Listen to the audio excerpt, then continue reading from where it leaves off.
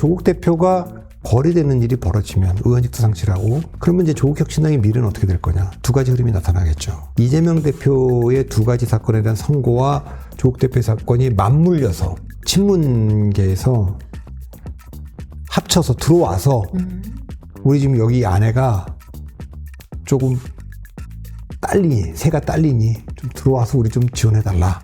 이런 흐름이 나올 수도 있고요.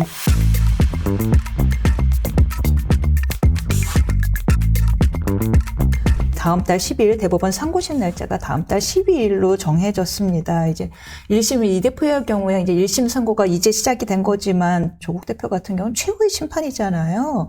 근데 조국 대표 상당히 나는 사과나무를 심겠다면서 담담한 태도를 보여주고 있습니다. 그러니까 네.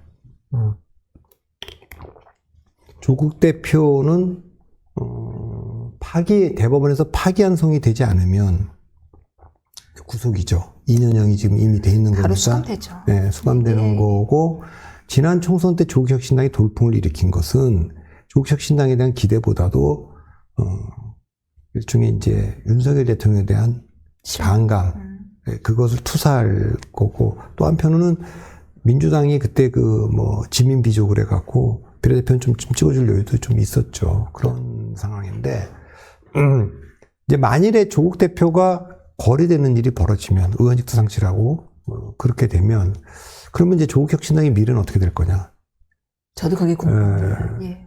일단 이제 두 가지 흐름이 나타나겠죠. 그러니까 이재명 대표의 두 가지 사건에 대한 선고와 조국 대표의 사건이 맞물려서 일종의 비명반명 친문계에서 합쳐서 들어와서 우리 지금 여기 아내가 조금 새가 딸리니 좀 들어와서 우리 좀 지원해달라. 이런 흐름이 나올 수도 있고요. 거기는 이제 조국 혁신당은 만들어질 때부터도 친명이라기보다는 친문의 베이스를 갖고 있다. 그건 조국 대표가 그러니까 그럴 겁니다. 정말 죄송합니다. 그러니까 비명과 친문이 M&A를 할 수 있다라는 말씀이신 건가요? 그러니까 들어와서 우리를 좀 지원해달라 이렇게 얘기할 수 있고. 입당하여? 예. 그런 흐름이 하나 있을 수 있고. 예. 반대 흐름이 있을 수 있죠. 예. 반대 흐름은 민주당 상황이 전개되는 거에 따라서는 내년에 어쨌든 이재명 대표에 대해서 우리가 당권을 내려놔라. 통합 비대위로 가자.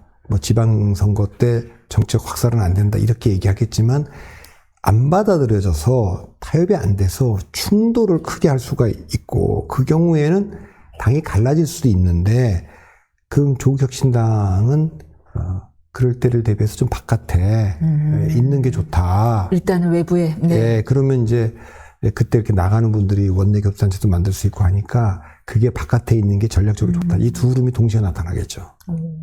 그러니까 지금은 알 수가 없는데 한 가지 분명한 건 한국의 민주화 이후의 역사를 보면 그 전에 옛날에 민주당의 갈라진 신파 구파 이건 얘기해봐야 아무도 알아듣는 사람이 없을 거고 87년도에 통일민주당이 깨져서 평화민주 김영삼과 김대중의 분열도 얘기하면 나이 드신 분들은 좀 그 분열이 얼마나 심각했던 건지 알지만 젊은 사람들은 되게 모를 거예요. 젊은 분들이 기억하는 거는 아마 이제 친노와 반노의 분열, 노무현 정부 때. 그래서 그것이 2006년 지방선거, 2007년 대통령 선거, 2008년 지방선거 때 얼마나 패배를 했는가. 이거를 보여주죠. 투표율이 다 낮았거든요. 대통령 선거를 2007년 대통령 선거가 63%, 총선이 46%.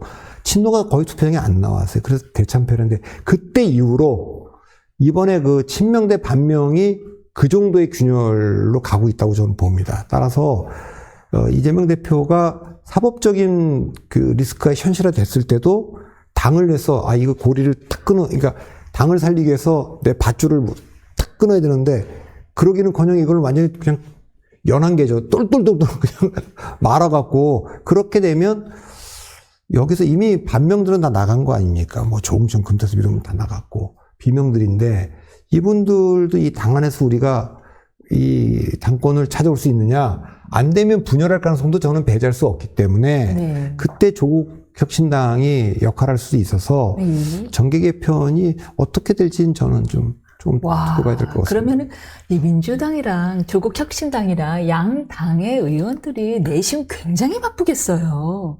나의 미래는 어떻게 될 것인가? 이 당의 미래는 어떻게 될 것인가? 내가 저를 옮겨야 되나? 저 사람들이 일로 와야 되나? 아니 뭐 조국혁신당은 별로 그럴 게 없죠. 거기는 네. 어차피 비례대표니까 뭐 여기 있나 저기 있나 비슷하고요. 예. 그분들이야 다만 그 정치를 계속 하는 입장에서는 이 당이 분열되면 우리가 아까 뭐 양김의 분열도 봤고요. 그 대선 지는 것도 봤고 96년도에 국민의회와 민주당의 분열도 봤고 그래서 또 대참하는 걸 봤고 그 뒤에 분열은 당은 쪼개지지 않았는데 투표장에 안 나감으로써 최근에 2022년 대선 참패 이후에 지방선거가 투표율이 51%에도 못 미쳐갖고 민주당이 졌지 않습니까?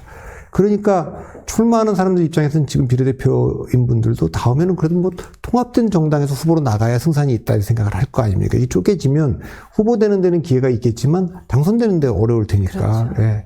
그러나 지금 이 균열은 상당히 그 봉합되기 어려운 수준까지 지금 올라가고 있다 이렇게 보입니다.